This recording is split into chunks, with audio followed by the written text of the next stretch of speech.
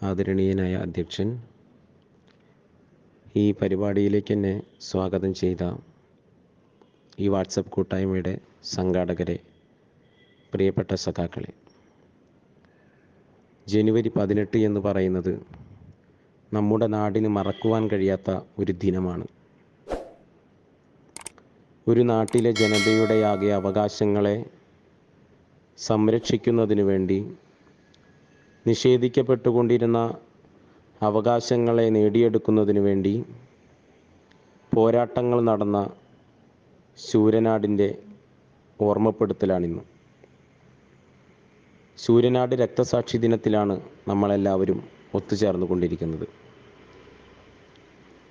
1949-50 കാലഘട്ടങ്ങളിൽ ശൂരനാട് നടന്നിരുന്ന ജന്മികളുടെ അക്രമാസക്തമായിട്ടുള്ള ഭരണത്തിനെതിരായിക്കൊണ്ട് ജനങ്ങളെയാകെ അടിമകളാക്കുവാൻ വേണ്ടി ശ്രമിച്ചിരുന്ന ജന്മിത്വ സമ്പ്രദായത്തിനെതിരായിക്കൊണ്ട് സമൂഹത്തിൽ നിലനിന്നിരുന്ന അന്യായത്തിനെതിരായി പോരാടാനുറച്ച് ഒരു കൂട്ടം യുവാക്കൾ മുന്നിട്ടിറങ്ങി രക്തസാക്ഷികളായ ചരിത്രമാണ് ശൂരനാടിന് പറയാനുള്ളത്. ആ ശൂരനാടിൻ്റെ രക്തസാക്ഷി ദിനത്തിലാണ് നമ്മൾ ഒത്തുചേർന്നു കൊണ്ടിരിക്കുന്നത്. അന്നത്തെ വ്യവസ്ഥിതി അവരെ മാത്രമല്ല, ശൂരനാടിനെ തന്നെ ഇല്ലാതാക്കുവാൻ വേണ്ടിയിട്ടാണ് പ്രഖ്യാപനം നടത്തിയത്. ആ ചെറുപ്പക്കാരോടൊപ്പം ആ സമൂഹത്തെ, ആ ശൂരനാടെന്ന് പറയുന്ന ആ പ്രദേശത്തെ തന്നെ, ആ നാടിനെ തന്നെ ഇല്ലായ്മ ചെയ്യാനാണ് അന്നത്തെ ഭരണ സംവിധാനം പ്രഖ്യാപനം നടത്തിയത്. നിരവധി ചോരയൊഴുകിയ ആ കാലത്ത് ആ നാട്ടിലെ എല്ലാവർക്കും നഷ്ടം മാത്രമാണ് സംഭവിച്ചത്. ഇല്ലായ്മക്കാരെ മാടിന് സമം ഗണിച്ചിരുന്ന ഒരു നാടായി ആ നാട് മാറി. ഉള്ളന്നൂർക്കുളം എന്ന് പറയുന്ന ആ പ്രദേശത്തെ ജനങ്ങളാകെ ഒത്തുചേരുന്ന കുളത്തിലെ മത്സ്യലേലവുമായി ബന്ധപ്പെട്ട് തെന്നല എന്ന് പറയുന്ന ജന്മി കുടുംബത്തിനെതിരെ ശബ്ദമുയർത്തിയതിൻ്റെ ഭാഗമായിക്കൊണ്ട് നടന്ന സംഘർഷങ്ങളും ആ സംഘർഷത്തിൻ്റെ ഭാഗമായിക്കൊണ്ട് പിന്നീട് നടന്ന അക്രമങ്ങളും, ആ അക്രമത്തിലൂടെ നിരവധിയാർന്ന സഖാക്കൾ, കമ്മ്യൂണിസ്റ്റുകാർ രക്തസാക്ഷികളായ ദിനമാണ് ജനുവരി 18 എന്ന് പറയുന്നത്. അന്ന് അവിടെയുള്ള കർഷകർ നടത്തിയ ആ ചെറുത്തുനിൽപ്പിൽ അവർക്കെതിരായിക്കൊണ്ട് അന്നത്തെ ഭരണകൂടം ചുമത്തിയ കുറ്റം എന്ന് പറയുന്നത് അവരെല്ലാവരും കമ്മ്യൂണിസ്റ്റുകാരായിരുന്നു എന്നുള്ളതായിരുന്നു. കമ്മ്യൂണിസ്റ്റുകാരാണെന്ന് പറഞ്ഞാൽ കുറ്റക്കാരാണെന്ന് ചിത്രീകരിക്കപ്പെടുന്ന ആ കാലഘട്ടത്തിൽ കമ്മ്യൂണിസ്റ്റ് ആശയങ്ങൾ ഉയർത്തിപ്പിടിച്ചുകൊണ്ടാണ് കർഷകർ പോരാട്ടം സംഘടിപ്പിച്ചത്. ഈ നാടിൻ്റെ ചരിത്രത്തെയാകെ എടുത്ത് പരിശോധിച്ചാൽ നമുക്ക് കാണുവാൻ വേണ്ടി സാധിക്കും, നിരവധിയാർന്ന കർഷക പോരാട്ടങ്ങളിലൂടെയാണ് ഇന്ന് കാണുന്ന നിലയിലേക്ക് നമ്മുടെ നാട് എത്തിച്ചേർന്നിട്ടുള്ളത്. ഇന്ന് കാണുന്ന നിലയിലേക്ക് വിദ്യാഭ്യാസം എല്ലാവർക്കും ലഭിക്കുന്നതിന് വേണ്ടി എല്ലാ ആളുകൾക്കും ജാതിയുടെയും മതത്തിൻ്റെയും വ്യത്യാസമില്ലാതെ പോരാട്ടം സംഘടിപ്പിച്ചതും കർഷകർ തന്നെയായിരുന്നു. ആ കർഷകരുടെ പോരാട്ട വീര്യത്തിന് മുമ്പിൽ ജന്മിമാർക്ക് അടിപതറുകയും ജന്മിമാരുടെ നിലനിൽപ്പിനെ തന്നെ ബാധിക്കുമെന്ന് കരുതിയപ്പോൾ അവരെ അടിച്ചമർത്താനും വേണ്ടിയിട്ടാണ് ജന്മിമാർ ശ്രമിച്ചത്. ഞങ്ങളെ തല്ലിയാൽ ഞങ്ങളും തല്ലുമെന്ന മുദ്രാവാക്യം ഉയർത്തി ജാഥ നടത്തിയ വള്ളിക്കുന്നിൽ നിന്നും ഒരു വയലിൻ്റെ ദൂരം മാത്രമേ ശൂരനാട്ടേക്കുണ്ടായിരുന്നുള്ളൂ. ശങ്കരനാരായണൻ തമ്പി, പുതുപ്പള്ളി രാഘവൻ, തോപ്പിൽ ബാസി, പേരൂർ മാധവൻ പിള്ള, പനത്താഴ രാഘവൻ എന്ന പേരുകളാണ് ഉയർന്നു കേട്ടിരുന്നത്. അന്നത്തെ ചെറുപ്പക്കാരായ പോരാളികളെ നയിച്ചിരുന്നവരായിരുന്നു ഇവരെല്ലാവരും. പോലീസിനൊപ്പം എത്തിയ ജന്മിയുടെ ഗുണ്ടകൾ ആ പോരാളികളെയും അവരുടെ കുടുംബത്തെയും ഉൾപ്പെടെ ആക്രമിക്കുന്ന നിലയാണ് ഉണ്ടായിട്ടുള്ളത്. നിർഭാഗ്യവശാൽ ആ ഏറ്റുമുട്ടലിൽ ഒരു ഇൻസ്പെക്ടറും 4 പോലീസുകാരും കൊല്ലപ്പെടുന്ന സ്ഥിതിയുണ്ടായി. അത് ഒരു കയ്യബദ്ധമായിരുന്നെങ്കിലും കൽക്കട്ട തിസീസിനനുസരിച്ചുള്ള ഉന്മൂലന സമരത്തിൻ്റെ ഭാഗമായിക്കൊണ്ടാണ് ഇത് ആസൂത്രിതമായി നടത്തിയതാണ് എന്ന് ചുമത്തിക്കൊണ്ട് നിരവധിയാർന്ന ആളുകളെ ജയിലറകളിലേക്ക് തള്ളിവിടുകയും ആ ജയിലറകളിൽ വെച്ചുകൊണ്ട് തന്നെ അവരെ കൊലപ്പെടുത്തുകയും ചെയ്യുകയുണ്ടായി. അതിൽ പിന്നെയാണ് ശൂരനാട് ഇനി വേണ്ട എന്ന തീരുമാനത്തിൽ ഒരു നാടിനെയാകെ ആക്രമിക്കുന്ന നിലയുണ്ടായത്. ആ അക്രമത്തിൻ്റെ ഭാഗമായിക്കൊണ്ട് ആദ്യമായി തണ്ടാശ്ശേരി രാഘവൻ എന്ന് പറയുന്ന സഖാവ് രക്തസാക്ഷിത്വം വരിച്ചു. അതിനുശേഷം കളക്കാട്ടുതറ പരമേശ്വരൻ നായർ, പായിക്കാലിൽ ഗോപാലൻ പിള്ള, മഠത്തിൽ ഭാസ്കരൻ നായർ, കാഞ്ഞിരപ്പള്ളി വടക്ക് പുരുഷോത്തമക്കുറിപ്പ് എന്നിവർ ജയിലറകളിൽ രക്തസാക്ഷികളായി. ചതച്ചെറിയപ്പെട്ട നിരവധി ജീവിക്കുന്ന രക്തസാക്ഷികളുണ്ടായി. ഒരുപാട് പേർക്ക് ജീവനു വേണ്ടി പലായനം ചെയ്യേണ്ടി വന്നു. അമ്മ പെങ്ങന്മാർ മാനഭംഗത്തിന് ഇരയാക്കപ്പെട്ട കാലഘട്ടം, കുടുംബ ബന്ധങ്ങൾക്കൊപ്പം വസ്തുവകകളും ഛിന്നഭിന്നമായ കാലഘട്ടം, വീട്ടുകാരെ പീഡിപ്പിക്കുന്നതിൽ നിന്ന് ഒഴിവാക്കാൻ നെഞ്ചുവിരിച്ച് പോലീസ് ക്യാമ്പിലേക്ക് പോയവർ, സന്യാസിയെപ്പോലെ ജീവിച്ചവർ, ഒരിക്കലും തിരിച്ചെത്താനാകാതെ യാത്ര പോയവർ, വീട് വിട്ട് പോയവരെ കണ്ണീരോടെ കാത്തിരുന്നവർ, സമരബന്ധമുണ്ടായിരുന്നവരുടെ കുടുംബത്തെപ്പോലും ഇല്ലായ്മ ചെയ്തിരുന്ന കാലഘട്ടത്തെ അസാമാന്യമായ പാടവത്തോടെ അവർ അതിജീവിച്ചു. പിന്നീട് 7 വർഷത്തിന് ശേഷം അധികാരത്തിൽ വന്ന കമ്മ്യൂണിസ്റ്റ് സർക്കാർ തടവറയിലായിരുന്നവരെ മോചിപ്പിക്കുകയാണുണ്ടായത്.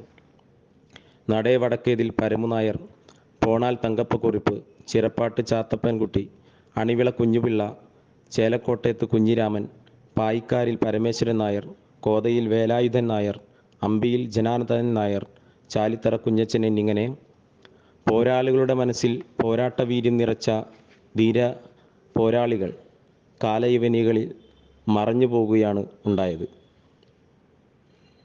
ഇത്തരത്തിൽ നിരവധിയാർന്ന രക്തസാക്ഷികളും ജീവിക്കുന്ന രക്തസാക്ഷികളുമുണ്ടായ ശൂരനാട്ടെ പോരാട്ടത്തിൻ്റെ ചരിത്രത്തെ ഓർത്തെടുക്കുകയാണ് ഈ ദിനത്തിൽ നമ്മൾ. ഇന്ന് കാണുന്ന നിലയിലേക്ക് നമ്മളെ എത്തിക്കുന്നതിൽ നിരവധി പോരാട്ടങ്ങൾ നടന്നിട്ടുണ്ടെങ്കിലും അതിൽ നമ്മുടെ നാട് മറന്നുകൊണ്ടിരിക്കുന്ന ഒരുപാട് സംഭവ വികാസങ്ങളുമുണ്ട്. അതുകൊണ്ട് തന്നെ ശൂരനാടിൻ്റെ ഓർമ്മപ്പെടുത്തൽ ഈ കാലഘട്ടത്തിൽ അനിവാര്യമായ ഒന്നാണ് എന്നുള്ളത് തന്നെയാണ് നമ്മൾ മനസ്സിലാക്കേണ്ടത്. ശൂരനാട് നടന്ന പോരാട്ടം പോലെ മറ്റൊരു പോരാട്ടത്തിലേക്ക് നമ്മളെല്ലാവരും നടന്നു നീങ്ങേണ്ട, മറ്റൊരു പോരാട്ടത്തിന് നമ്മൾ നേതൃത്വം കൊടുക്കേണ്ട ഒരു കാലഘട്ടത്തിലൂടെയാണ് നമ്മൾ ഇന്ന് കടന്നുപോയിക്കൊണ്ടിരിക്കുന്നത് എന്നും നമ്മൾ വിസ്മരിച്ചു പോകരുത്. വീണ്ടും ഇത്തരത്തിലുള്ള പോരാട്ടങ്ങൾക്ക് സാക്ഷ്യം വഹിക്കേണ്ടതായി വരുന്ന ഒരു നാടായി നമ്മുടെ നാടിനെ മാറ്റുന്നതിന് വേണ്ടി നമ്മുടെ രാജ്യം ഭരിച്ചുകൊണ്ടിരിക്കുന്ന ഭരണകൂടം തന്നെ പരിശ്രമിച്ചു കൊണ്ടിരിക്കുന്ന ഒരു അപകടകരമായ ഒരു കാലഘട്ടത്തിൽ കൂടിയാണ് നമ്മൾ ജീവിച്ചു കൊണ്ടിരിക്കുന്നത്.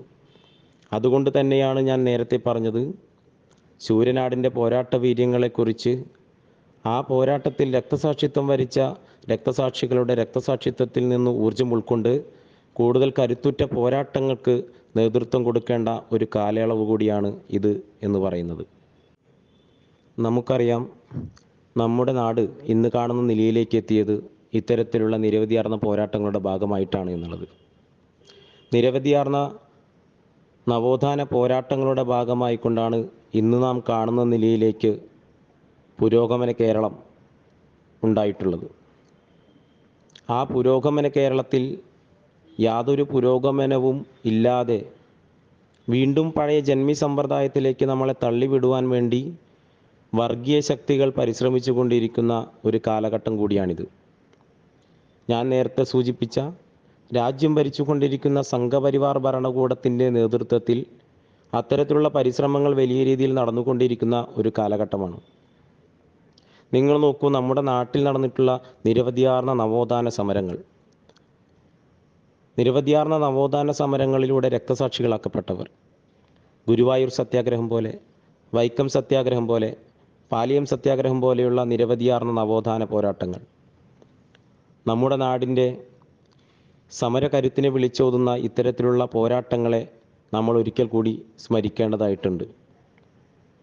മീശ വയ്ക്കാൻ അധികാരമില്ലായിരുന്ന ഒരു ഇന്നലെ നമുക്കുണ്ടായിരുന്നു. കെട്ടിയ പെണ്ണിനെ ആദ്യ ദിവസം തന്നെ തമ്പുരാൻ്റെ മുമ്പിൽ കാഴ്ചവെക്കേണ്ടി വന്നിരുന്ന ഒരു കാലഘട്ടം നമുക്കുണ്ടായിരുന്നു. ഉപ്പ് എന്നതിന് പുളിച്ചത് എന്ന് മാത്രം പറയുവാൻ താഴ്ന്ന ജാതിക്കാരൻ എന്ന് പറയപ്പെടുന്നവർക്ക് അവകാശമുണ്ടായിരുന്ന ഒരു കാലഘട്ടം. ആ കാലഘട്ടത്തിൽ നിന്നാണ് നെഞ്ചു നിവർത്തി നിന്ന് ആരടാ എന്ന് ചോദിച്ചാൽ ഞാനടാ എന്ന് പറയുന്ന നിലയിലേക്ക് നമ്മുടെ നാടിനെ മാറ്റുവാൻ വേണ്ടി സാധിച്ചിട്ടുള്ളത്. ഇത്തരത്തിലുള്ള പോരാട്ടങ്ങളിലൂടെയാണ് നമുക്കത് നേടിയെടുക്കുവാൻ വേണ്ടി സാധിച്ചിട്ടുള്ളത് എന്നുള്ളത് നമ്മൾ ഓർത്തെടുക്കുകയാണ്. എന്നാൽ തങ്ങൾ ഉയർത്തിപ്പിടിക്കുന്ന ഹിന്ദുത്വ ആശയങ്ങളുടെ ഭാഗമായിക്കൊണ്ട് ഈ നാടിനെ എങ്ങനെയും ജാതിയുടെയും മതത്തിൻ്റെയും പേരിൽ വേർതിരിക്കുന്നതിനു വേണ്ടി, പോരടിപ്പിക്കുന്നതിനു വേണ്ടി തമ്മിലടിപ്പിച്ച് ഈ നാടിനകത്ത് വർഗീയ ലഹളകളുണ്ടാക്കി വർഗീയപരമായി ഈ നാടിനെ വേർതിരിക്കുന്നതിന് വേണ്ടി, ചേരിതിരിക്കുന്നതിന് വേണ്ടി രാജ്യം ഭരിച്ചുകൊണ്ടിരിക്കുന്ന സംഘപരിവാർ ഭരണകൂടം തന്നെ പരിശ്രമിച്ചു കൊണ്ടിരിക്കുന്ന ഒരു കാലഘട്ടം. അതിൻ്റെ ഭാഗമായിക്കൊണ്ടാണ് പൗരത്വ ഭേദഗതി നിയമവും, കർഷക വിരുദ്ധമായിട്ടുള്ള കർഷക നിയമവും, വിദ്യാർത്ഥി വിരുദ്ധമായിട്ടുള്ള വിദ്യാഭ്യാസ നയവും, യുവജന വിരുദ്ധമായിട്ടുള്ള തൊഴിലാളി വിരുദ്ധമായിട്ടുള്ള തൊഴിൽ നയങ്ങളും തൊഴിൽ നിരോധന നിയമങ്ങളും എല്ലാം തന്നെ ഈ നാടിനകത്ത് നടപ്പിലാക്കിക്കൊണ്ടിരിക്കുന്നത്.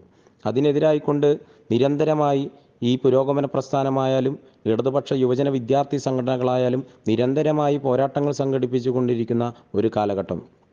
പൗരത്വ ഭേദഗതി നിയമത്തിൻ്റെ പേരിൽ ഈ നാടിനകത്തെ ജനങ്ങളെ ഇസ്ലാമെന്നും ക്രിസ്ത്യനെന്നും ഹിന്ദുവെന്നുമെല്ലാം വേർതിരിച്ചുകൊണ്ട് ഈ നാടിനകത്ത് ഹിന്ദുത്വ എന്ന് പറയുന്ന RSSൻ്റെ അജണ്ട നടപ്പിലാക്കുവാൻ വേണ്ടിയുള്ള വലിയ പരിശ്രമമാണ് ഇവിടെ നടത്തിക്കൊണ്ടിരിക്കുന്നത്.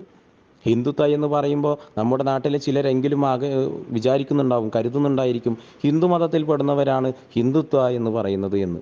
എന്നാൽ ഹിന്ദുത്വ എന്ന് പറയുന്നത് RSSൻ്റെ മുദ്രാവാക്യമായിട്ടുള്ള ഹിന്ദുത്വ രാഷ്ട്രം എന്ന് പറയുന്നത്, ഹിന്ദുത്വ എന്ന് പറയുന്നത് തികച്ചും ഹിന്ദു വിരുദ്ധമായിട്ടുള്ള ഒന്നാണ് എന്നുള്ളത് നമ്മൾ മനസ്സിലാക്കേണ്ടതുണ്ട്. എല്ലാ മതങ്ങൾക്കും അതിൻ്റേതായിട്ടുള്ള എല്ലാ പ്രത്യേകതകളുമുണ്ട്. ഹിന്ദു മതം എന്ന് പറയുന്നതിന് അതിൻ്റേതായിട്ടുള്ള പ്രത്യേകതയുണ്ട്, ഇസ്ലാം മതത്തിന് അതിൻ്റേതായിട്ടുള്ള പ്രത്യേകതകളുണ്ട്, ക്രിസ്ത്യൻ മതത്തിനായാലും അതിൻ്റേതായിട്ടുള്ള പ്രത്യേകതകളെല്ലാം തന്നെ ഉൾക്കൊണ്ട് മുന്നോട്ട് പോകുന്ന ഒരു ബഹുസ്വരതയുടെ നാട് കൂടിയാണ് നമ്മുടെ നാട്, ഈ രാജ്യം എന്ന് പറയുന്നത്. എന്നാൽ ഈ രാജ്യത്തെ ഹിന്ദുക്കളെന്നും ക്രിസ്ത്യനെന്നും ഇസ്ലാമെന്നും വേർതിരിച്ചു കൊണ്ടിരിക്കുകയാണ്. ഹിന്ദുത്വ എന്ന് പറയുന്നത് അവർണനും സവർണനും എന്ന വേർതിരിവാണ് എന്നുള്ള ബോധ്യത്തിലേക്ക് നമ്മുടെ നാട് എത്തേണ്ടതായിട്ടുണ്ട്. താഴ്ന്ന ജാതിയിൽപ്പെട്ടവൻ അടിമകളാക്കപ്പെടുകയും ഉയർന്ന ജാതിയിൽപ്പെട്ടവരാണെന്ന് പറയപ്പെടുന്നവർ അധികാരങ്ങൾ ഏൽക്കുകയും ചെയ്യുന്ന ഒരു വ്യവസ്ഥിതിയാണ് ഹിന്ദുത്വ എന്ന് പറയുന്നത്.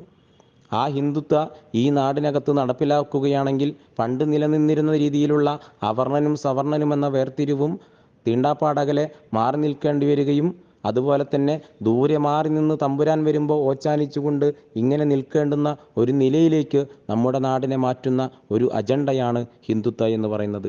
ആ ഹിന്ദുത്വ അജണ്ടയുടെ ഭാഗമായി കൊണ്ടാണ് ഈ നാടിനകത്തെ, ഈ രാജ്യത്തിൻ്റെ രാഷ്ട്രപിതാവാണെന്ന് നമ്മൾ പറഞ്ഞുകൊണ്ടിരുന്ന നമ്മുടെ മഹാത്മാഗാന്ധിയെ ഉൾപ്പെടെ കൊലപ്പെടുത്തുന്ന ഒരു നിലയിലേക്ക് ഹിന്ദുത്വ തീവ്രവാദികളായിട്ടുള്ള RSS മാറുന്ന നിലയുണ്ടായത് എന്നുള്ള ചരിത്രം കൂടി നമ്മൾ ഓർമ്മിച്ചെടുക്കേണ്ടതായിട്ടുണ്ട്.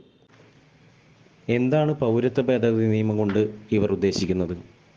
രാജ്യത്തിനകത്തേക്ക് കടന്നു വരുന്ന, ഇന്ത്യയിലേക്ക് കടന്നു വരുന്ന ഹിന്ദുവിനും ക്രിസ്ത്യനും ജൈനനും ജൂതനും സിഖിനും പാഴ്സിക്കുമെല്ലാം ഈ രാജ്യത്തിനകത്ത് പൗരത്വം നൽകാം. എന്നാൽ ഈ രാജ്യത്തേക്ക് കടന്നു വരുന്ന ഇസ്ലാം മതത്തിൽപ്പെടുന്ന ഒരാൾക്ക് പോലും പൗരത്വം നൽകുവാൻ കഴിയില്ല എന്ന പ്രഖ്യാപനമാണ് പൗരത്വ ഭേദഗതി നിയമത്തിലൂടെ ഇവർ നമുക്ക് മുൻപാകെ വയ്ക്കുന്നത്.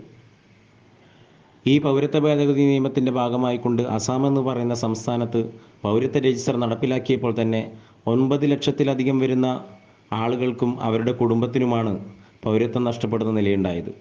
ഈ രാജ്യത്തിൻ്റെ പട്ടാള മേഖലയിൽ കാർഗിൽ യുദ്ധത്തിൽ വരെ പങ്കെടുത്ത പട്ടാളക്കാർക്കും അവരുടെ കുടുംബത്തിനും വരെ പൗരത്വം നഷ്ടപ്പെടുന്ന നിലയുണ്ടായി. രാജ്യത്തിൻ്റെ പ്രഥമ പൗരനായിരുന്ന ഫഖ്റുദ്ദീൻ അലി അഹമ്മദ് എന്ന് പറയുന്ന വ്യക്തിക്കും അദ്ദേഹത്തിൻ്റെ കുടുംബത്തിനും പൗരത്വം നഷ്ടപ്പെടുന്ന ഒരു നിലയുണ്ടായി. ഈ നിലയിലാണ് രാജ്യത്തിനകത്ത് പൗരത്വ ഭേദഗതി നിയമം നടപ്പിലാക്കുവാൻ വേണ്ടി രാജ്യം ഭരിച്ചുകൊണ്ടിരിക്കുന്ന സംഘപരിവാർ ഭരണകൂടം പരിശ്രമിച്ചു കൊണ്ടിരിക്കുന്നത്. ഈ പരിശ്രമത്തിനെതിരായിക്കൊണ്ട് നിരവധിയാർന്ന പ്രതിഷേധങ്ങളും സമരങ്ങളുമാണ് നമ്മൾ സംഘടിപ്പിച്ചിട്ടുള്ളത്. ആ സമരത്തിൻ്റെ ഭാഗമായിക്കൊണ്ട് അവർ പിന്മാറി എന്നുള്ളതല്ല, ഇപ്പോഴും ആ പൗരത്വ ഭേദഗതി നിയമം നടപ്പിലാക്കുന്നതിന് വേണ്ടി അവർ പരിശ്രമിക്കുന്നുണ്ട് എന്നുള്ളത് തന്നെയാണ് വസ്തുത. ഇതിൻ്റെ തുടർച്ചയെന്നോണമാണ് രാജ്യത്തിനകത്ത് നിരവധിയാർന്ന ജനവിരുദ്ധമായിട്ടുള്ള, കർഷക വിരുദ്ധമായിട്ടുള്ള, യുവജന വിദ്യാർത്ഥി വിരുദ്ധമായിട്ടുള്ള നയങ്ങൾ അവർ കൊണ്ടുവരുന്നത്. ഇതിൻ്റെ ഭാഗമായിക്കൊണ്ട് കർഷകർക്കെതിരായിക്കൊണ്ട് കർഷകരുടെ ജീവിതത്തെയാകെ മാറ്റിമറിക്കുന്ന നിലയിലേക്ക്, രാജ്യത്തിൻ്റെ ഭക്ഷ്യവ്യവസ്ഥയെല്ലാം തന്നെ തകർക്കുന്ന നിലയിലേക്ക്, കാർഷിക മേഖലയെ തകർക്കുന്ന നിലയിലേക്കുള്ള കർഷക വിരുദ്ധമായ നയം കൊണ്ടുവന്ന് ഈ രാജ്യത്തിനകത്തെ സാമ്പത്തിക മേഖലയെ കാർന്നു തിന്നുകൊണ്ടിരിക്കുന്ന കോർപ്പറേറ്റുകൾക്ക് വലിയ അടിത്തറയുണ്ടാക്കുന്നതിന് വേണ്ടിയുള്ള ഇടപെടലുകൾ അവർ നടത്തിക്കൊണ്ടിരിക്കുന്നു. കർഷക വിരുദ്ധ നയം എങ്ങനെയാണ് ഹിന്ദുത്വ അജണ്ടയിലേക്ക് നയിക്കുന്നത് എന്നുള്ളതായിരിക്കാം മറ്റൊരു ചോദ്യം. ആ ചോദ്യത്തിൻ്റെ ഉത്തരം വളരെ ലളിതമാണ്. ഈ കാർഷിക മേഖലയെ ഇത്തരത്തിൽ പുതിയ കർഷക വിരുദ്ധമായ നയം കൊണ്ടുവന്ന് കോർപ്പറേറ്റുകൾക്ക് അനുകൂലമായിട്ടുള്ളൊരു മേഖലയാക്കി മാറ്റിയെടുക്കുകയാണ്. കോർപ്പറേറ്റുകൾക്ക് അനുകൂലമായ നിലപാടെടുത്താൽ മാത്രമേ കൂടുതൽ ശക്തമായി ഹിന്ദുത്വ അജണ്ടകൾ ഈ രാജ്യത്തിനകത്ത് നടപ്പിലാക്കുവാൻ കഴിയൂ എന്ന ബോധ്യത്തിൻ്റെ ഭാഗമായിക്കൊണ്ടാണ് ഇത്തരം ഇടപെടലുകൾ നടത്തിക്കൊണ്ടിരിക്കുന്നത്. ഈ കർഷക നയത്തെ കർഷകർ വിളിച്ചത് വെറും ഒരു കർഷക നയം എന്നുള്ളത് മാത്രമല്ല, ഒരു കൊളോണിയൽ നയം എന്നുള്ളത് കൂടിയാണ്. എന്താണ് കൊളോണിയലിസം? കൊളോണിയലിസം എന്ന് പറഞ്ഞാൽ ഒരു പ്രദേശത്തെ ജനതയെ, അവരുടെ മാനവ വിഭവശേഷിയെ, അവരുടെ വിഭവങ്ങളെ കവർന്നെടുത്തുകൊണ്ട് അവരുടെ അവകാശങ്ങൾക്ക് വേണ്ടി ശബ്ദമുയർത്തുവാൻ അവരെ അനുവദിക്കാതെ അവരെ അടിച്ചമർത്തുന്നതിനെയാണ് കൊളോണിയലിസം എന്ന് പറയുന്നത്. അത്തരത്തിലുള്ളൊരു നയമാണ് ഈ കർഷക നയം എന്ന് പറയുന്നത്. ഈ കർഷക നയത്തിൻ്റെ ഭാഗമായിക്കൊണ്ട് ഈ കർഷക നയം നടപ്പിൽ വന്നു കഴിഞ്ഞാൽ ഈ രാജ്യത്തിനകത്തെ കർഷകർക്ക് ഏത് വിള കൊയ്യണമെന്ന്, ഏത് വിത്ത് വിതയ്ക്കണമെന്ന്, എത്ര രൂപയ്ക്ക് ഏത് മാർക്കറ്റിൽ കൊണ്ടുപോയി വിൽക്കണമെന്ന് തീരുമാനമെടുക്കുവാൻ കഴിയാത്ത ഒരു നിലയിലേക്ക് മാറും. മറിച്ച് ഈ കാർഷിക മേഖലയിൽ പണിയെടുക്കാത്ത, മണ്ണിൽ പണിയെടുക്കാത്ത, ഈ മണ്ണുമായി ബന്ധപ്പെട്ട് നേരിട്ടൊരു ബന്ധവുമില്ലാത്ത ഈ കാർഷിക മേഖലയെ നിയന്ത്രിച്ചു കൊണ്ടിരിക്കുന്ന കോർപ്പറേറ്റുകൾ തീരുമാനിക്കും ഏത് വിത്ത് വിതയ്ക്കണമെന്ന്, ഏത് വിള കൊയ്യണമെന്ന്, എത്ര രൂപയ്ക്ക് ഏത് മാർക്കറ്റിൽ കൊണ്ടുപോയി വിൽക്കണമെന്ന് തീരുമാനിക്കുന്ന നിലയിലേക്ക് മാറും. അത് മനസ്സിലാക്കിയപ്പോഴാണ് കർഷകർ കൃത്യമായി അതിനകത്ത് പ്രതിഷേധങ്ങളും സമരങ്ങളും സംഘടിപ്പിക്കുകയും സംഘപരിവാർ ഭരണകൂടത്തിന് ആ സമരത്തിന് മുമ്പാകെ മുട്ടുമടക്കി പുറകോട്ട് പോകേണ്ടെന്ന നിലയിലേക്ക് സംഭവങ്ങൾ പിന്നീട് മാറുന്ന നിലയുണ്ടായത്. പിന്നീടാണ് അവർ തൊഴിൽ നയം കൊണ്ടുവരുന്നത്. പുതിയ തൊഴിൽ നയം കൊണ്ടുവന്ന് ഈ രാജ്യത്തിനകത്ത് തൊഴിലാളികളുടെ 8 മണിക്കൂർ പണിയെടുക്കുക എന്ന, 8 മണിക്കൂർ ജോലി ചെയ്യുക എന്ന അവകാശത്തെ കവർന്നെടുത്തുകൊണ്ട് ആ 8 മണിക്കൂർ എന്നത് മാറ്റി 11 മണിക്കൂറും 12 മണിക്കൂറും ആക്കുന്ന നിലയിലേക്കുള്ള തൊഴിൽ നയം കൊണ്ടുവന്ന് തൊഴിൽ മേഖലയിലെ അസമത്വം സൃഷ്ടിക്കുന്ന നിലയിലേക്ക് സംഘപരിവാർ ഭരണകൂടം മുന്നോട്ട് വന്നു. അതിനെതിരായിക്കൊണ്ട് നമ്മുടെ രാജ്യത്തിനകത്ത് തൊഴിലാളി സംഘടനകളെല്ലാം തന്നെ നിരവധിയാർന്ന പോരാട്ടങ്ങൾ സംഘടിപ്പിച്ചു കൊണ്ടിരിക്കുന്ന ഒരു കാലഘട്ടം കൂടിയാണ്. അതിനെതിരായി നിരവധിയാർന്ന പ്രതിഷേധങ്ങളും സമരങ്ങളും എല്ലാം തന്നെ നമ്മുടെ നാടിനകത്ത് സംഘടിപ്പിക്കുകയും നമ്മൾ ഉൾപ്പെടെയുള്ളവർ അതിൽ പങ്കാളികളാകുകയും ചെയ്തിട്ടുള്ളതാണ്. ഇതിൻ്റെ ഭാഗമായി കൊണ്ട് തന്നെയാണ് തൊഴിൽ നിയമന നിരോധനവും കൊണ്ടുവരുന്നത്. തൊഴിൽ നിയമന നിരോധനം കൊണ്ടുവന്ന് ഈ രാജ്യത്തിനകത്തെ തൊഴിൽ കാത്തിരിക്കുന്ന, പഠനം കഴിഞ്ഞ അഭ്യസ്തവിദ്യരായി തൊഴിലിനു വേണ്ടി കാത്തിരിക്കുന്ന ചെറുപ്പക്കാരെ, യുവാക്കളെ വഞ്ചിക്കുന്ന ഒരു നയവുമായി അവർ മുന്നോട്ട് വരുന്നത്. പുതിയ തൊഴിലവസരങ്ങൾ സൃഷ്ടിക്കുന്നില്ല എന്ന് മാത്രമല്ല, തൊഴിലവസരങ്ങൾ നിലനിൽക്കുന്ന, ലക്ഷക്കണക്കിന് വരുന്ന തൊഴിലുകൾ നിലനിൽക്കുന്ന, ഒഴിവുകൾ നിലനിൽക്കുന്ന പൊതുമേഖലാ സ്ഥാപനങ്ങളിൽ ഉൾപ്പെടെ നിയമനം നടത്താതെ, പുതിയ നിയമനങ്ങൾ നടത്താതെ ആ മേഖലയിൽ നിന്നും റിട്ടയർ ചെയ്തു പോയ ഉദ്യോഗസ്ഥരെ കരാറടിസ്ഥാനത്തിൽ നിയമിക്കുന്ന പുതിയ നയവുമായിട്ടാണ് സംഘപരിവാർ ഭരണകൂടം മുന്നോട്ട് വന്നിട്ടുള്ളത്. അതിനെതിരെയെല്ലാം ഈ രാജ്യത്തിനകത്തെ തൊഴിലാളി സംഘടനകളും യുവജന സംഘടനകളുമെല്ലാം തന്നെ നിരന്തരമായി പോരാട്ടത്തിൽ ഏർപ്പെട്ടുകൊണ്ടിരിക്കുകയാണ്. അതിൻ്റെ പിന്നാലെയാണ് മറ്റൊരു നയം കൊണ്ടുവരുന്നത്. പുതിയ വിദ്യാഭ്യാസ നയം കൊണ്ടുവന്ന് രാജ്യത്തെ വിദ്യാഭ്യാസ മേഖലയാകെ കാവ്യവൽക്കരിക്കുകയും അവരുടെ ഹിന്ദുത്വ അജണ്ടകൾ വിളിച്ചോതുന്ന നിലയിലേക്കുള്ള സിലബസുകൾ ഉൾപ്പെടുത്തി രാജ്യത്തിൻ്റെ ചരിത്രത്തെയാകെ മാറ്റിമറിക്കുന്ന നിലയിലേക്കുള്ള നയങ്ങളുമായി മുന്നോട്ട് വരുന്നത്. നമ്മുടെ രാജ്യത്തിൻ്റെ ചരിത്രത്തെയാകെ പാഠപുസ്തകങ്ങളിൽ നിന്ന് എടുത്തു മാറ്റുകയാണ്. പാഠപുസ്തകങ്ങളിൽ നിന്ന് ചരിത്രത്തെ എടുത്തുമാറ്റി ചരിത്രബോധമില്ലാത്ത ഒരു സമൂഹത്തെ നിർമ്മിച്ചെടുക്കുവാൻ വേണ്ടിയിട്ടുള്ള ഇടപെടലുകളാണ് നടത്തിക്കൊണ്ടിരിക്കുന്നത്. ഗാന്ധിയെ കൊലപ്പെടുത്തിയത് ആരാണെന്ന ചോദ്യത്തിന് നമുക്കൊരു ഉത്തരമുണ്ട്. ഗാന്ധിയെ കൊലപ്പെടുത്തിയത് ഹിന്ദുത്വ തീവ്രവാദിയായിട്ടുള്ള നാഥുറാം വിനായക് ഗോഡ്സെയാണ് എന്ന ഉത്തരം നമുക്ക് മുമ്പിലുണ്ട്. എന്നാൽ ഗാന്ധി കൊല്ലപ്പെട്ടതല്ല, മറിച്ച് സ്വാഭാവികമായ മരണത്തിന് കീഴ്പ്പെട്ടതാണ്, അല്ലെങ്കിൽ സ്വാഭാവികമായ മരണം സംഭവിക്കുകയാണ് ചെയ്തത് എന്ന നിലയിലേക്ക് പാഠപുസ്തകങ്ങളിൽ മാറ്റി എഴുതപ്പെടുന്നു. എന്താണ് ഇതിൻ്റെ ഉദ്ദേശം? ഇതിൻ്റെ ഉദ്ദേശം എന്ന് പറയുന്നത് ഹിന്ദുത്വ അജണ്ടകൾ ശക്തമായി നടപ്പിലാക്കുക എന്നുള്ളത് തന്നെയാണ്. അതുപോലെ തന്നെ ഈ രാജ്യത്തിൻ്റെ ആദ്യത്തെ പ്രഥമ വിദ്യാഭ്യാസ വകുപ്പ് മന്ത്രിയായിരുന്ന മൗലാന അബ്ദുൽ കലാം ആസാദിനെ കുറിച്ച് പാഠപുസ്തകത്തിൽ നിന്ന് എടുത്തു മാറ്റുന്നു. നമുക്കറിയാം, നമ്മൾ പഠിച്ച പരിണാമ സിദ്ധാന്തം എന്ന് പറയുന്നത് ഡാർവിൻ്റെ പരിണാമ സിദ്ധാന്തമാണ്. എന്നാൽ ഡാർവിൻ്റെ പരിണാമ സിദ്ധാന്തമല്ല, മറിച്ച് മഹാഭാരതത്തിലും അതുപോലെ തന്നെ വേദങ്ങളിലുമെല്ലാം പറയുന്നത് പോലെയുള്ള മഹാവിഷ്ണുവിൻ്റെ അവതാരങ്ങളാണ് യഥാർത്ഥ പരിണാമം എന്ന നിലയിലേക്ക് പാഠപുസ്തകങ്ങളിൽ നിന്ന് മാറ്റിയെഴുതുന്നു. പീരിയോഡിക് ടേബിളുകളെല്ലാം തന്നെ പാഠപുസ്തകങ്ങളിൽ നിന്ന് മാഞ്ഞു പോകുന്നു. എന്തിനു വേണ്ടിയിട്ടാണ് ഇത്തരത്തിലുള്ള മാറ്റങ്ങൾ കൊണ്ടുവരുന്നത്? അപ്പോഴാണ് നമ്മൾ കുറച്ച് പുറകോട്ട് പോകേണ്ടത്. 2002 നടന്ന ഗുജറാത്ത് കലാപത്തെക്കുറിച്ച് നമുക്കെല്ലാവർക്കും അറിയാം. നിറവയറുമായിരുന്ന ഗർഭിണിയുടെ നിറവയറിലേക്ക് ശൂലം കുത്തിയിറക്കി ആ ഭ്രൂണത്തെ പുറത്തെടുത്ത് ഓങ്കാര നടനമാടുന്ന നിലയിലേക്ക് അവിടുത്തെ ജനതയുടെ മാനസികാവസ്ഥയെ മാറ്റിയിട്ടുള്ള ഒരു വിദ്യാഭ്യാസ പരിഷ്കരണത്തെക്കുറിച്ച് നമ്മൾ മനസ്സിലാക്കണം. 1980 ഗുജറാത്തിൽ നടപ്പിലാക്കിയ വിദ്യാഭ്യാസ പരിഷ്കരണത്തിൻ്റെ ഭാഗമായിക്കൊണ്ട് രാജ്യത്തിൻ്റെ ചരിത്രത്തെ, മതേതരത്വത്തെ, ജനാധിപത്യത്തെ, ബഹുസ്വരതയെ പാഠപുസ്തകങ്ങളിൽ നിന്ന് എടുത്തുമാറ്റിയതിൻ്റെ ഭാഗമായിക്കൊണ്ട് ആ നാട്ടിലെ ജനതയുടെ ചിന്താഗതി, ആ നാട്ടിലെ ജനങ്ങളുടെ ചിന്താശക്തിയെ മുഴുവൻ ഹിന്ദുത്വത്തിന് അടിമപ്പെടുന്ന നിലയിലേക്ക് മാറ്റിയെടുത്തു. തൻ്റെ അയൽവാസികളെ ഉൾപ്പെടെ കുറേ കാലമായി, കുറേ വർഷങ്ങളായി തങ്ങളോടൊപ്പം ജീവിച്ചിരുന്ന മനുഷ്യരെ ഉൾപ്പെടെ കൊലപ്പെടുത്തുവാനും പീഡിപ്പിക്കുവാനും ബലാത്സംഗം ചെയ്യുവാനും കഴിയുന്ന മാനസികാവസ്ഥയിലേക്ക് എങ്ങനെയാണ് അവിടുത്തെ ജനത പോയത്? ഈ വിദ്യാഭ്യാസ പരിഷ്കരണത്തിൻ്റെ 1980 ഗുജറാത്തിൽ നടപ്പിലാക്കിയ വിദ്യാഭ്യാസ പരിഷ്കരണത്തിൻ്റെ ഭാഗമായിക്കൊണ്ടാണ് അത്തരമൊരു മാനസികാവസ്ഥയിലേക്ക് അവിടുത്തെ ജനത മാറുന്ന നിലയുണ്ടായത്. അവിടുത്തെ പാഠപുസ്തകങ്ങളിൽ പഠിപ്പിക്കുകയാണ്, സവർക്കർ എന്ന് പറയുന്ന ഈ രാജ്യത്ത് സ്വാതന്ത്ര്യ പോരാട്ടങ്ങൾ നടന്നുകൊണ്ടിരിക്കുന്ന സമയത്ത്, സൂര്യൻ അസ്തമിക്കാത്ത ബ്രിട്ടീഷ് സാമ്രാജ്യത്തിനെതിരായിക്കൊണ്ട് നിരവധിയാർന്ന പോരാട്ടങ്ങൾ നടന്നുകൊണ്ടിരിക്കുന്ന കാലഘട്ടത്തിൽ ആൻഡമാൻ നിക്കോബാർ ജയിലിൽ അടയ്ക്കപ്പെട്ട സവർക്കർ എന്ന് പറയുന്ന RSSൻ്റെ വക്താവ് ആ ജയിലിൽ നിന്നുകൊണ്ട് രാവിലെ ഒരു ബുൾബുൾ പക്ഷിയുടെ പുറത്ത് കയറിക്കൊണ്ട് ഇങ്ങോട്ട് പുറത്തേക്ക് വരികയും ഇന്ത്യയുടെ മുകളിൽ മുഴുവൻ ചുറ്റിക്കറങ്ങി സംഭവ വികാസങ്ങളെക്കുറിച്ച് പഠിക്കുകയും വൈകുന്നേരമാകുമ്പോൾ വീണ്ടും അതേ ബുൾബുൾ പക്ഷിയുടെ പുറത്ത് കയറിക്കൊണ്ട് ആ സെല്ലിലേക്ക് കടന്നു ചെന്നിരുന്നു എന്ന നിലയിലേക്ക് പഠിപ്പിക്കുകയാണ്. യാഥാർത്ഥ്യത്തെ മാറ്റി നിർത്തിക്കൊണ്ട് മിഥ്യാധാരണകളെ വിദ്യാർത്ഥികളുടെ ഹൃദയങ്ങളിലേക്ക് കുത്തിവെച്ച് വരും തലമുറയെ ഹിന്ദുത്വ അജണ്ടകൾക്കുതകുന്ന നിലയിലേക്കുള്ള ചിന്താശക്തിയുള്ളവരാക്കി മാറ്റുക എന്ന അജണ്ടയാണ് ഇതിൻ്റെ പുറകിലുള്ളത്. ഈ അപകടാവസ്ഥയെ മറികടക്കണമെങ്കിൽ ചരിത്രം വിളിച്ചു പറയുക തന്നെ വേണം. ചരിത്രത്തെ അപനിർമ്മിക്കുവാനാണ് സംഘപരിവാർ ഭരണകൂടം പരിശ്രമിക്കുന്നതെങ്കിൽ ആ ചരിത്രത്തെ വിളിച്ചു പറയാനാണ് ഞങ്ങൾ തയ്യാറാകുന്നതെന്ന് ആർജവത്തോടുകൂടി പറയുവാൻ വേണ്ടി നമുക്ക് സാധിക്കണം.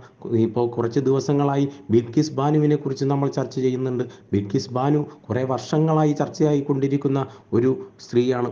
ആ സ്ത്രീയെ പീഡിപ്പിച്ച്, ആ സ്ത്രീയുടെ മകളുടെ മുൻപിൽ വെച്ച് പീഡിപ്പിച്ച് അവരെ കൊലപ്പെടുത്തുന്ന നിലയിലേക്ക്, അല്ലെങ്കിൽ അവരെ മൃതശരീരയാക്കി മാറ്റുന്ന നിലയിലേക്കുള്ള പീഡനം നടത്തിയ ആളുകൾ എങ്ങനെയോ ബിൽക്കിസ് ബാനു രക്ഷപ്പെട്ട് നമുക്കിടയിലേക്ക് വന്നു. എന്നാൽ ബിൽക്കിസ് ബാനു പോരാട്ടം തുടർന്നു. ആ പോരാട്ടത്തിൻ്റെ ഭാഗമായിക്കൊണ്ട് ശിക്ഷയ്ക്ക് വിധിക്കപ്പെട്ട ആ ശിക്ഷയ്ക്ക് അർഹരായിട്ടുള്ള കുറ്റവാളികളെ ഈ സംഘപരിവാർ ഭരണകൂടം വെറുതെ വിടുന്നു.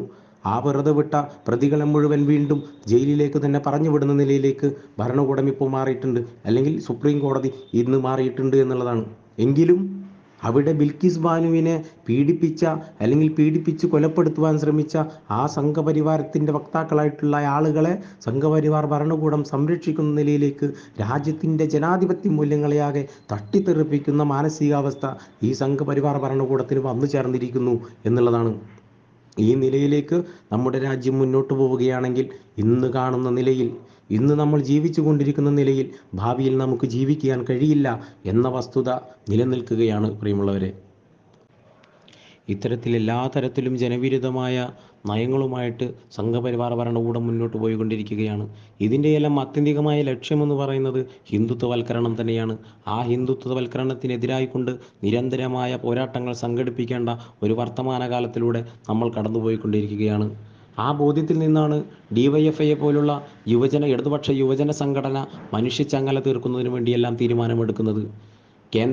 കേരളത്തിനെതിരായിക്കൊണ്ട് നടപ്പിലാക്കിക്കൊണ്ടിരിക്കുന്ന സാമ്പത്തിക ഉപരോധത്തിനെതിരെയും രാജ്യത്തെ ഏറ്റവും വലിയ തൊഴിൽദാതാവായിട്ടുള്ള റെയിൽവേ മേഖലയിൽ നടപ്പിലാക്കിക്കൊണ്ടിരിക്കുന്ന അസമത്വങ്ങൾക്കെതിരായിക്കൊണ്ട്, അരാജകത്വങ്ങൾക്കെതിരായിക്കൊണ്ടുള്ള സമരം, അതുപോലെ തന്നെ ഇന്ന് നമ്മൾ അനുഭവിച്ചു കൊണ്ടിരിക്കുന്ന ഈ കേരളത്തിനകത്ത് ജനങ്ങൾ, അതുപോലെ തന്നെ യുവാക്കളെല്ലാം തന്നെ അനുഭവിച്ചു കൊണ്ടിരിക്കുന്ന തൊഴിൽ നയവുമായി ബന്ധപ്പെട്ട്, തൊഴിൽ നിരോധനവുമായി ബന്ധപ്പെട്ട് അനുഭവിച്ചു കൊണ്ടിരിക്കുന്ന ദുരിതങ്ങൾക്കെതിരായിക്കൊണ്ടാണ് മനുഷ്യച്ചങ്ങല തീർക്കുന്നത്. ഞാൻ നേരത്തെ പറഞ്ഞതുപോലെ പുതിയ തൊഴിൽ നയം കൊണ്ടുവന്ന് ഈ രാജ്യത്തിനകത്ത് ജനങ്ങളെയാകെ വഞ്ചിക്കുന്ന, യുവാക്കളെയാകെ വിദ്യാർത്ഥികളെയാകെ വഞ്ചിക്കുന്ന നിലപാടുമായിട്ട് സംഘപരിവാരം മുന്നോട്ട് പോകുന്നു. അവർ അധികാരത്തിൽ വന്നത് എങ്ങനെയാണ്? 2014 അധികാരത്തിൽ വന്ന സംഘപരിവാർ ഭരണകൂടം അവർ പ്രഖ്യാപിച്ചത് എന്താ? ഞങ്ങൾ അധികാരത്തിൽ വന്നു കഴിഞ്ഞാൽ പ്രതിവർഷം 2 കോടിയിലധികം വരുന്ന ചെറുപ്പക്കാർക്ക് ഞങ്ങൾ തൊഴിൽ നൽകുമെന്ന് പ്രഖ്യാപിച്ചുകൊണ്ട് അവർ അധികാരത്തിൽ വന്നു. എന്നാൽ ആ പ്രഖ്യാപനമൊന്നും നടപ്പിലാക്കിയില്ല എന്ന് മാത്രമല്ല, ആവശ്യമായ ഇടങ്ങളിലേക്കൊന്നും നിയമനം നടത്താതെ, ലക്ഷക്കണക്കിന് വരുന്ന ഒഴിവുകൾ നിലനിൽക്കുന്ന റെയിൽവേ മേഖലയിൽ നിയമനം നടത്താതെ അവിടെ ഒഴിവുകളാക്കിയിടുകയാണ്. അങ്ങനെ യാതൊരു വിധത്തിലും ഈ രാജ്യത്തിനകത്തെ ജനങ്ങളെ സമാധാനപരമായി ജീവിക്കാൻ അനുവദിക്കില്ല എന്ന് പരസ്യമായി പ്രഖ്യാപിക്കുകയാണ് സംഘപരിവാർ ഭരണകൂടം. എന്നാൽ നമുക്ക് പറയാനുള്ളത്, നമുക്ക് പറഞ്ഞു വെക്കാനുള്ളത്, we deserve a better life എന്നുള്ളതാണ്. ഞങ്ങൾ കുറച്ചുകൂടി മെച്ചപ്പെട്ട ഒരു ജീവിതം ആഗ്രഹിക്കുന്നുണ്ട്, അല്ലെങ്കിൽ മെച്ചപ്പെട്ട ഒരു ജീവിതം ഞങ്ങൾ അർഹിക്കുന്നുണ്ട് എന്നുള്ളതാണ്. പ്രിയമുള്ളവരെ, തീർച്ചയായും മെച്ചപ്പെട്ട ഒരു ജീവിതം നമ്മൾ അർഹിക്കുന്നുണ്ട്. എല്ലാ തരത്തിലും നമ്മളെ അടിമകളാക്കി വെക്കുന്നതിന് വേണ്ടി സംഘപരിവാർ ഭരണകൂടം പറയുന്നത് പോലെ മാത്രം ജീവിക്കുന്ന നിലയിലേക്ക് നമ്മളെ തള്ളിവിടുവാൻ വേണ്ടിയുള്ള പരിശ്രമം. ഞാൻ നേരത്തെ നമ്മൾ തുടക്കത്തിൽ പറഞ്ഞതുപോലെ അന്ന് നടപ്പിലാക്കിയിരുന്ന ശൂരനാട് വിപ്ലവ പോരാളികൾ നടത്തിയ പോരാട്ടത്തിന് ആധാരമായിട്ടുള്ള ജന്മികൾ നടപ്പിലാക്കിയിട്ടുള്ള അടിമത്വ വ്യവസ്ഥകളെ പോലെ തന്നെ നമ്മളെ അടിമകളാക്കി വെക്കുന്നതിന് വേണ്ടി ബ്രിട്ടീഷുകാർ എങ്ങനെയാണോ ഈ നാട്ടിൽ മുൻപുണ്ടായിരുന്ന ജന്മികൾ നമ്മളെ എങ്ങനെയാണോ അടിമകളാക്കി വെച്ചത്, അതേ നിലയിൽ നമ്മളെ അടിമകളാക്കി വെക്കുന്നതിന് വേണ്ടിയുള്ള കൊടിയ പരിശ്രമമാണ് നടന്നുകൊണ്ടിരിക്കുന്നത്. അടിമകളാക്കുവാനല്ല, നെഞ്ചു നിവർത്തി നിന്ന് ഞങ്ങൾ പോരാളികളാണ്, ഞങ്ങൾ അടിമകളല്ല, ഞങ്ങൾ ഈ രാജ്യത്തിൻ്റെ അവകാശികളാണ് എന്ന പ്രഖ്യാപനം കൂടി നടത്തുന്നതിന് വേണ്ടി നമുക്ക് സാധിക്കേണ്ടതുണ്ട്. എല്ലാ തരത്തിലും നമ്മൾ ഇങ്ങനെ ദുരിതം അനുഭവിച്ചു കൊണ്ടിരിക്കുമ്പോൾ ആ ദുരിതത്തിന് മുമ്പിൽ കയറി നിന്നുകൊണ്ട് ഓങ്കാര നടനമാടുവാൻ വേണ്ടി സംഘപരിവാർ ഭരണകൂടം പരിശ്രമിച്ചു കൊണ്ടിരിക്കുന്നു. ഈ കേരളത്തെ വലിയ സാമ്പത്തിക ഉപരോധത്തിലേക്ക് തള്ളിവിട്ടുകൊണ്ടിരിക്കുന്നു. അങ്ങനെ തള്ളിവിട്ടുകൊണ്ടിരിക്കുമ്പോൾ നമ്മുടെ നാട്ടിലെ കോൺഗ്രസ് എന്താ ചെയ്തുകൊണ്ടിരിക്കുന്നത്? സംഘപരിവാർ ഭരണകൂടം ഈ കേരളത്തെ തകർക്കുന്നതിന് വേണ്ടി സാമ്പത്തിക ഉപരോധം ഏർപ്പെടുത്തുമ്പോൾ കേരളത്തെ എല്ലാ വിധത്തിലും അക്രമങ്ങളുടെ നാടാണ് എന്ന് വരുത്തി തീർക്കുന്നതിന് വേണ്ടിയിട്ടുള്ള എല്ലാ തരത്തിലുള്ള പരിശ്രമങ്ങൾ നടത്തിക്കൊണ്ടിരിക്കുമ്പോൾ അതിന് ചുക്കാൻ പിടിക്കുന്ന നിലയിലേക്ക്, അതിന് കുട പിടിക്കുന്ന നിലയിലേക്ക് ഈ നാടിനകത്ത് പ്രതിപക്ഷമാണെന്ന് പറഞ്ഞുകൊണ്ടിരിക്കുന്ന UDF-ഉം അതുപോലെ തന്നെ കോൺഗ്രസും ചേർന്നുകൊണ്ട് പരിശ്രമിച്ചു കൊണ്ടിരിക്കുകയാണ്. കോൺഗ്രസും ലീഗും ചേർന്നിട്ടുള്ള UDF പ്രതിപക്ഷം ഈ നാടിൻ്റെ ഉന്നമനത്തിന് വേണ്ടിയിട്ടുള്ള എന്തെല്ലാം സംഭവങ്ങൾ നടക്കുമ്പോഴും അതിനകത്ത് വ്യക്തമായ സംഭാവനകൾ നൽകേണ്ട ആളുകൾ, ആ ആളുകൾ എന്താ ചെയ്യുന്നത്? ഈ രാജ്യത്തിന് നേരെ, ഈ സംസ്ഥാനത്തിന് നേരെ സാമ്പത്തിക ഉപരോധം സംഘപരിവാർ ഭരണകൂടം നടപ്പിലാക്കുമ്പോൾ അതിനെതിരെ ഒരു ശബ്ദം പോലും ഉയർത്താതെ, അതിനെതിരെ പോലെ ഒരു വിലഞ്ഞൊടിക്കുവാൻ പോലും തയ്യാറാകാതെ ഈ നാടിന് ഒറ്റിക്കൊടുക്കുന്ന നിലപാടുമായിട്ടാണ് അവർ മുന്നോട്ട് പോയിക്കൊണ്ടിരിക്കുന്നത്. നിങ്ങൾ നോക്കൂ, നിരന്തരമായി ഈ നാടിനകത്തെ വലതുപക്ഷ സംഘടനകളും മാധ്യമങ്ങളും ചേർന്നുകൊണ്ട് കേരളം വലിയ സാമ്പത്തിക പ്രതിസന്ധിയിലാണ്, കേരളത്തിലെ ജനങ്ങളുടെ ജീവിതം ആകെ അസഹ്യമായിരിക്കുന്നു എന്ന് വരുത്തി തീർക്കുന്നതിന് വേണ്ടിയുള്ള വലിയ പരിശ്രമം നടത്തിക്കൊണ്ടിരിക്കുന്നു. ശരിയാണ്, കേരളത്തിന് കടമുണ്ട്. 10,000 വരുന്ന കോടി രൂപ ഈ കേരളത്തിന് കടബാധ്യതകളായിട്ടുണ്ട്. എന്നാൽ കേന്ദ്രം ഈ കേരളത്തിന് അർഹമായ തുക നൽകുകയാണെങ്കിൽ ആ കടമെല്ലാം വീട്ടി 10,000 വരുന്ന കോടി രൂപ ഈ കേരളത്തിൽ മിച്ചം വരുന്ന സംസ്ഥാനമായിക്കൊണ്ട് ഈ കേരളം മാറുന്ന നിലയുണ്ടാകും. ഈ രാജ്യത്തിനകത്തെ മറ്റേത് സംസ്ഥാനത്തെക്കാളും ഉയർന്ന നിലവാരത്തിലേക്ക്, ഈ രാജ്യത്തിൻ്റെ നിലവാരത്തിനേക്കാൾ കൂടുതൽ നിലവാരത്തിലേക്ക് ഈ കേരളം മാറുന്ന നിലയുണ്ടാകും. അങ്ങനെ വന്നു കഴിഞ്ഞാൽ സംഘപരിവാരത്തിനും കോൺഗ്രസിനും നിലനിൽപ്പുണ്ടാകില്ല എന്ന് മനസ്സിലാക്കിയപ്പോൾ ഏതു വിധേനയും തകർക്കുക എന്ന നിലപാടുമായിട്ട് മുന്നോട്ട് പോകുന്നു. മറിയക്കുട്ടി എന്ന് പറയുന്ന ഒരു വയസ്സായ സ്ത്രീയെ അപഹാസ്യയാക്കിക്കൊണ്ട് ഈ നാടിൻ്റെ തെരുവോരങ്ങളിലൂടെ നടത്തിക്കുകയാണ്. നിങ്ങൾ പെൻഷൻ ലഭിക്കുന്നില്ലെങ്കിൽ നിങ്ങൾക്കുള്ള പെൻഷൻ മാസാമാസം ഞങ്ങൾ നൽകുമെന്ന് പറഞ്ഞുകൊണ്ട് കോൺഗ്രസ്സുകാരും BJP-കാരും ഉൾപ്പെടെയുള്ള ആളുകൾ അവരുടെ വീടുകളിലേക്ക് ചെല്ലുകയാണ്. പിച്ചച്ചട്ടി എടുത്തുകൊണ്ട് അവരെ തെരുവിലേക്ക് ഇറക്കുകയാണ്. എന്നാൽ ഇങ്ങനെയെല്ലാം ചെയ്യുന്ന ആളുകൾ ഈ നാടിനകത്ത് ഭരണം നടത്തിയിരുന്ന കാലഘട്ടത്തെക്കുറിച്ച് നമ്മൾ ചിന്തിച്ചു നോക്കണം. 2016 മുമ്പ് ഈ കേരളത്തിൽ അധികാരത്തിലിരുന്ന UDF ഗവൺമെൻറ് അവരാകെ കൊടുത്തിരുന്ന പെൻഷൻ തുക എന്ന് പറയുന്നത് വെറും 600 രൂപയായിരുന്നു. എന്നാൽ ആ 600 രൂപ തന്നെ 18 മാസത്തോളം കുടിശ്ശികയാക്കി വെച്ചിരുന്ന ഒരു കാലഘട്ടം ഈ കേരളത്തിലുണ്ടായിരുന്നു.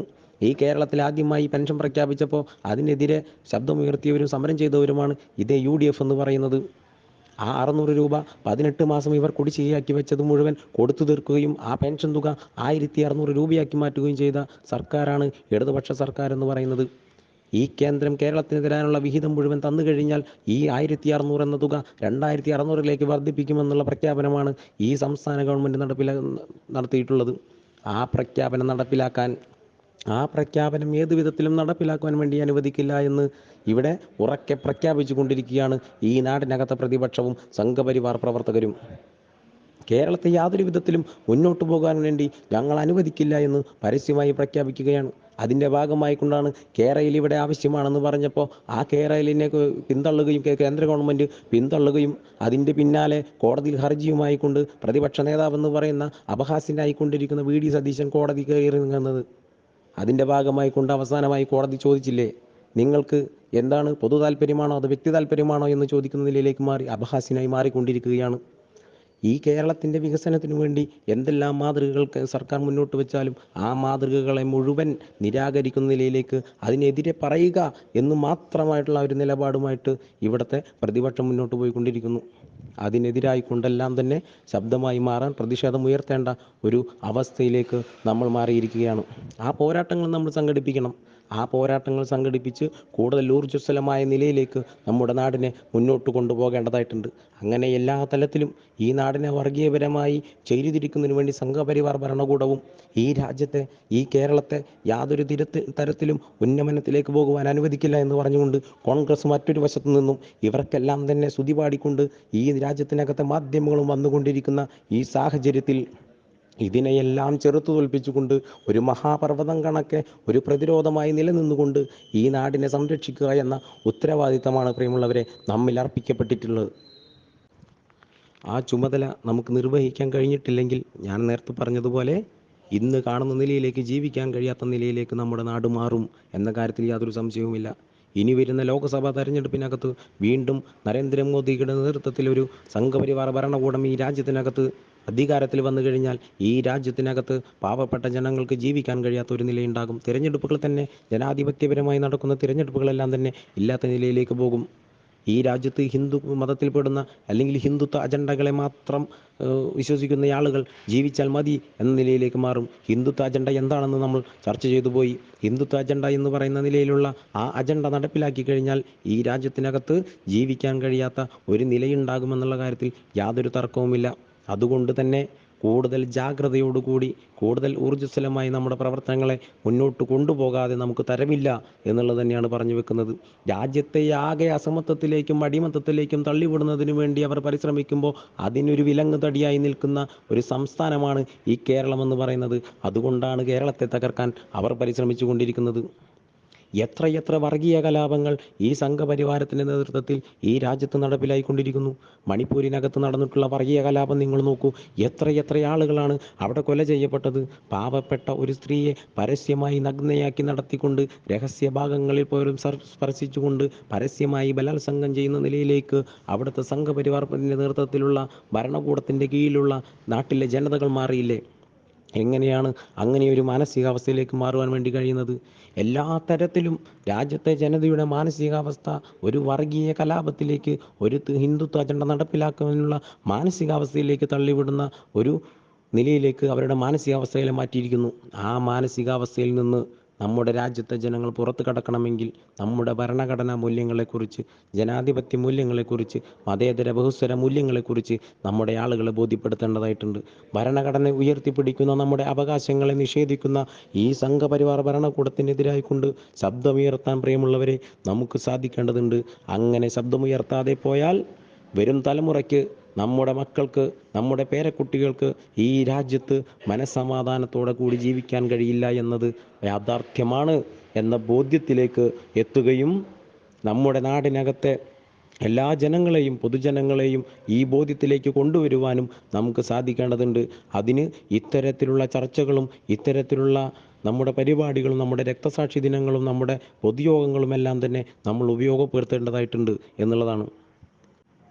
ജർമ്മനിയിൽ ഹിറ്റ്ലറെ പോലെ, ഇറ്റലിയിൽ മുസോളിനിയെ പോലെ ഒരു ഏകാധിപത്യ ഭരണം നടപ്പിലാക്കി രാജ്യത്തെ ജനങ്ങളെയാകെ പണ്ട് എങ്ങനെയാണോ രാജ്യഭരണം നടന്നിരുന്നത്, രാജഭരണ കാലത്ത് രാജാവ് ഭരിക്കുന്നു, ഈ നാടിനകത്തെ ജനങ്ങളെല്ലാം അവർക്ക് അടിമപ്പെട്ട് ജീവിക്കുന്നു, രാജാവിൻ്റെ അനുമതിയില്ലാതെ ആരുമൊന്നും ചെയ്യരുത് എന്ന നിലയിലായിരുന്നു.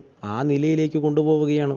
നമ്മളെന്ത് കഴിക്കണമെന്ന്, നമ്മളെന്ത് ധരിക്കണമെന്ന്, നമ്മളെന്ത് സംസാരിക്കണമെന്ന്, നമ്മളെന്ത് എഴുതണമെന്ന് ഒരു ഭരണകൂടം തീരുമാനിക്കുന്ന നിലയിലേക്ക് നമ്മുടെ രാജ്യം മാറിയിരിക്കുന്നു. ഇതുതന്നെയാണ് പണ്ട് നിലനിന്നിരുന്ന ജന്മികുടിയാൻ സമ്പ്രദായത്തിലും ഉണ്ടായിരുന്നത്.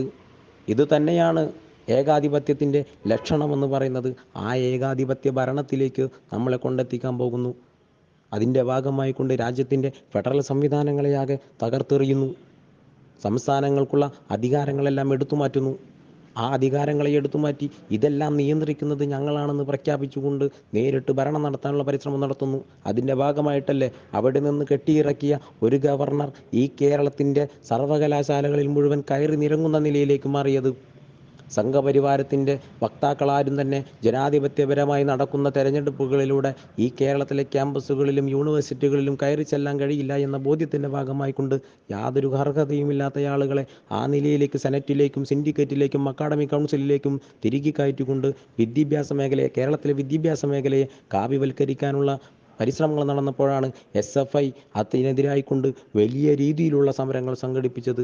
യാതൊരു കാരണവശാലും ഈ കേരളത്തിലെ ക്യാമ്പസുകളിൽ, യൂണിവേഴ്സിറ്റികളിൽ സംഘപരിവാരത്തിൻ്റെ ഹിന്ദുത്വവൽക്കരണം, വർഗീയവൽക്കരണം നടപ്പിലാക്കില്ല എന്ന പ്രഖ്യാപനമാണ് SFI നടത്തിയിട്ടുള്ളത്. ആ SFI നടത്തിയ ആ സമരത്തെ പിന്നീട് DYFI ഏറ്റെടുത്തു. അതിൻ്റെ ഭാഗമായിക്കൊണ്ട് പുരോഗമന പ്രസ്ഥാനം ഉൾപ്പെടെ നിലപാടുകൾ പറയുകയും അതിനെതിരെ പ്രതിഷേധമുയർത്തുകയും ചെയ്തു. യാതൊരു കാരണവശാലും ഈ ഗവർണറുടെ തിട്ടൂരങ്ങൾ ഈ കേരളത്തിനകത്ത് നടപ്പിലാക്കില്ല എന്ന് നമ്മൾ പ്രഖ്യാപിച്ചു. അങ്ങനെ ഒരു പട്ടാളത്തിനും പോലീസിനും ഇറക്കി ഈ കേരളത്തിലെ ഇടതുപക്ഷത്തെ തല്ലി തകർത്തുകൊണ്ട് ഇവിടെ വർഗീയ ഭരണം നടപ്പിലാക്കുമെന്ന് കരുതുന്നുണ്ടെങ്കിൽ അവർക്ക് തെറ്റി. അതിനെതിരായിക്കൊണ്ട് ജീവൻ കളയാൻ പോലും തയ്യാറായിട്ടുള്ള ആയിരക്കണക്കിന് ലക്ഷക്കണക്കിന് വരുന്ന ജനത ഈ കേരളത്തിനകത്തുണ്ട് എന്നുള്ള വസ്തുത സംഘപരിവാരം മനസ്സിലാക്കുന്നത് നന്നായിരിക്കും. ഇവിടെയാണ് നമ്മുടെ ശൂരനാട്ടെ പോരാളികളുടെ പ്രസക്തി എന്ന് പറയുന്നത്. അക്കാലത്ത് നിലനിന്നിരുന്ന ജന്മിത്വ സമ്പ്രദായത്തിനെതിരായിക്കൊണ്ട് സന്ധിയില്ലാത്ത പോരാട്ടങ്ങൾക്ക് നേതൃത്വം കൊടുത്തതിൻ്റെ ഭാഗമായിക്കൊണ്ട് രക്തസാക്ഷിത്വത്തിലേക്ക് നടന്നു നീങ്ങേണ്ടി വന്ന ഒരുപാട് സഖാക്കൾ, ജീവിക്കുന്ന രക്തസാക്ഷികളായി ജീവിക്കേണ്ടി വന്നവർ, തങ്ങളുടെ പ്രിയപ്പെട്ടവരെ നഷ്ടപ്പെട്ടവർ, തങ്ങളുടെ പ്രിയപ്പെട്ടവരെ ഇപ്പോഴും കാത്തിരിക്കുന്നവർ, അങ്ങനെ ഒരു നാടിനെ മുഴുവൻ ഇല്ലായ്മ ചെയ്യാൻ വേണ്ടി പരിശ്രമിച്ചതിനെതിരായിക്കൊണ്ട് കമ്മ്യൂണിസ്റ്റുകൾ നടത്തിയ സമരത്തിൻ്റെ പോരാട്ടത്തിൻ്റെ ഭാഗമായിക്കൊണ്ട് ആ നാട് നിലനിൽക്കുന്ന നിലയുണ്ടായി. അങ്ങനെയുള്ള പോരാട്ടങ്ങളാണ് നമുക്ക് വേണ്ടത്. ശൂരനാടിനെ നിലനിർത്തുന്നതിനു വേണ്ടി അവിടുത്തെ വിപ്ലവ പോരാളികൾ എങ്ങനെയാണോ പോരാട്ടം സംഘടിപ്പിച്ചത്, ആ നിലയിലേക്ക് നമ്മുടെ ഇന്ത്യ നാടിനെ നിലനിർത്തുന്നതിനു വേണ്ടി, ഇന്ത്യ നാടിൻ്റെ മൂല്യങ്ങൾ എല്ലാം തന്നെ ഉയർത്തിപ്പിടിച്ചുകൊണ്ട് അതിനെ നിലനിർത്തുന്നതിനു വേണ്ടിയുള്ള പോരാട്ടത്തിന് നമ്മൾ തയ്യാറാകണം. ശൂരനാട്ടെ പോരാളികളുടെ രക്തസാക്ഷികളുടെ രക്തസാക്ഷിത്വത്തിൽ നിന്ന് ഊർജ്ജം ഉൾക്കൊണ്ട് ആ പോരാട്ടത്തിന് നേതൃത്വം കൊടുക്കുവാൻ വേണ്ടി നമുക്കേവർക്കും സാധിക്കണമെന്ന് ഈ സന്ദർഭത്തിൽ പറയുന്നതിന് വേണ്ടി ഞാൻ ആഗ്രഹിക്കുകയാണ്. ഞാൻ ഇനി ദീർഘിപ്പിക്കുന്നില്ല, കൂടുതൽ ദീർഘമായ ഒരു പ്രസംഗത്തിലേക്ക് പോകുന്നില്ല. മറ്റെല്ലാ വിഷയങ്ങളും നമ്മൾ നിരന്തരമായ പ്രവർത്തനങ്ങളിലൂടെ, പരിപാടികളിലൂടെ നമ്മൾ ചർച്ച ചെയ്തു കൊണ്ടുപോകുന്നതാണ്. അതുകൊണ്ട് കൂടുതൽ ദീർഘമായ ഒരു പ്രസംഗത്തിലേക്ക് ഞാൻ പോകുന്നില്ല.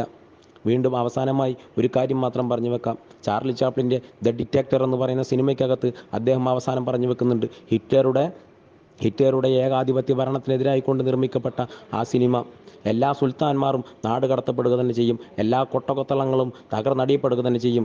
സാധാരണക്കാരൻ, ഓട്ടോറിക്ഷ തൊഴിലാളികൾ, കർഷകർ, പാവപ്പെട്ടവൻ, കൂലിപ്പണിക്കാരൻ, ഡ്രൈവർ, അങ്ങനെ വിദ്യാർത്ഥികൾ, യുവാക്കൾ എന്നിവർ ഈ നാടിൻ്റെ ഭരണം കൈയാളുന്ന, അല്ലെങ്കിൽ ഈ നാട്ടിൽ തലയുയർത്തിക്കൊണ്ട് കടന്നു പോകുന്ന ഒരു നാളെ ഇവിടെ സൃഷ്ടിക്കപ്പെടുക തന്നെ ചെയ്യും. അതിനു വേണ്ടിയിട്ടുള്ള പോരാട്ടത്തിലാണ് നമ്മൾ.